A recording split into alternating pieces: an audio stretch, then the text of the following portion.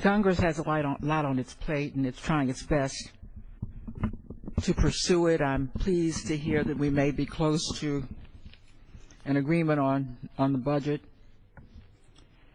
But with all we have to do with respect to the economy,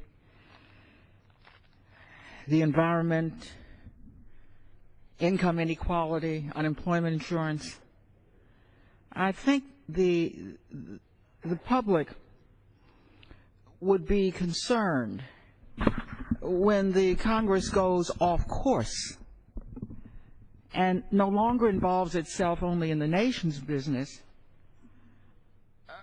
but interferes in the business of local jurisdictions. One of the cardinal principles of our nations is, of course, what's local is local and not for the federal government. This afternoon, I want to speak about three issues where the nation has been drawn into local affairs by the Congress, much against the bipartisan principles on both sides of this chamber and the other one as well. One involved the shutdown of a local government. Another involved something perhaps even more sacred, the autonomy every local government demands over its local funds. And only today, the near sacred autonomy over the local laws of a local jurisdiction. Yesterday, there was a hearing. I would not have objected to the hearing. It's about a very controversial subject. I happen to be on the other side of the majority, but it is a subject that divides the nation, and it deserves to be aired. It had to do with what looked to be recodifying and perhaps also adding to many provisions on reproductive choice by members of the majority who oppose abortion in all of its forms, as do many of the American people. Of course, we have a Supreme Court decision that rules on this case. Nevertheless, there continues to be legislation and interest in this issue here.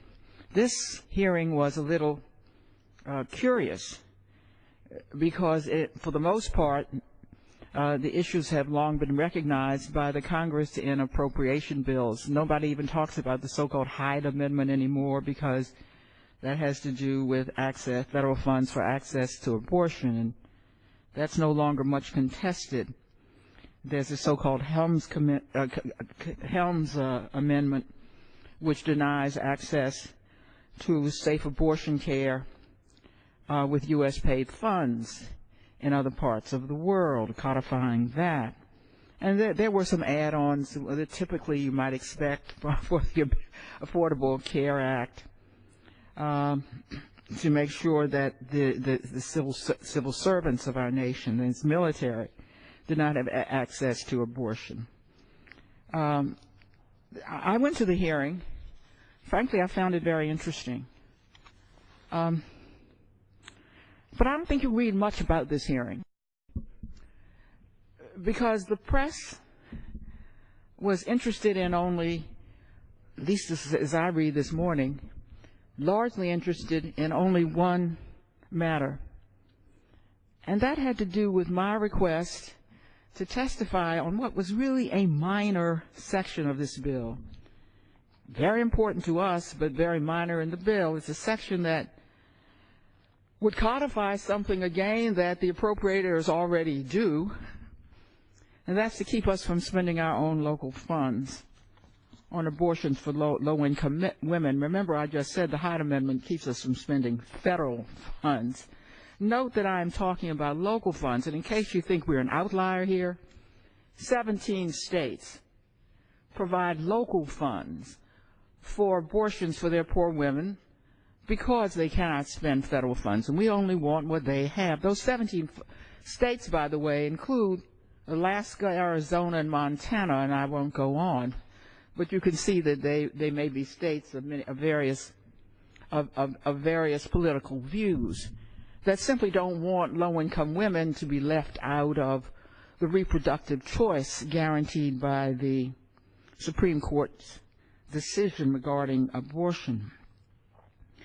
Well, the press was most interested in the fact that Chairman Trent Franks included the D.C. portion in his bill, the portion that says that though there are local funds, $8 billion of it, we're proud to say, raised by local taxpayers, our businesses, our residents, 100% of it local funds, that we and we alone in the United States must accept the dictation from the Congress of the United States about where we may spend our local funds when some of its members disagree, as I'm sure they would disagree with the 17 states who spend their local funds in the very same way. Well, since my own district was the only district mentioned in the bill, I did what any red-blooded member of Congress would do, and I wrote a respectful letter saying, as a courtesy from one member to another, may I ask to testify for a few minutes with respect to the D.C. provision. I wrote that letter the moment I heard that this matter was to come forward. It was hand-delivered to Chairman Franks' office, and I heard no response. My counsel, Brad Truding, called repeatedly during the day. Frankly, I've never heard a response. We called the ranking member, Jerry Nadler, who did tell us that he heard a response and that I was to be denied the right to testify on a provision involving my own district. That is what has captured the press, not the many underlying issues, some of which I have just reiterated, of the bill itself. Because one thing that will capture the public imagination is discourtesy. Here in this Congress, I didn't receive a courtesy of a reply, and I didn't receive the courtesy of testifying with respect to a provision affecting my district. Do understand that members are routinely offered the right to testify, usually before the named witnesses, just as a courtesy. Even though you see us one another on this floor, if we are discourteous on this floor, they will take down our words and we'll have to come to the well of the House and explain ourselves. That's how important courtesy is. You can't have 440 members without that kind of courtesy.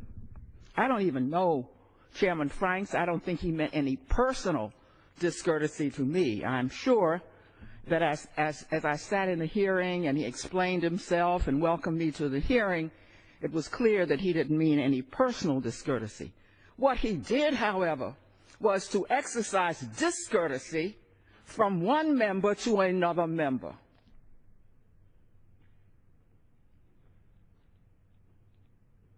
And he did so on a matter of some importance. There is no member of this body who would sanction an attack on their local jurisdiction without getting up to protest it. I may not be able to vote on this bill when it comes to the floor, but should I not be able to speak on the matter? D.C. matters come to this floor time and again, and all I can do is talk. If there's any decency in this body, surely nobody would shut me up. There is no member of the Senate of the United States who represents the 640,000 people who pay taxes to their government and have gone to war each and every time since the nation was created. There's only one member. She is a delegate. She has no vote on this floor. She only can vote in committee. All she can do is speak.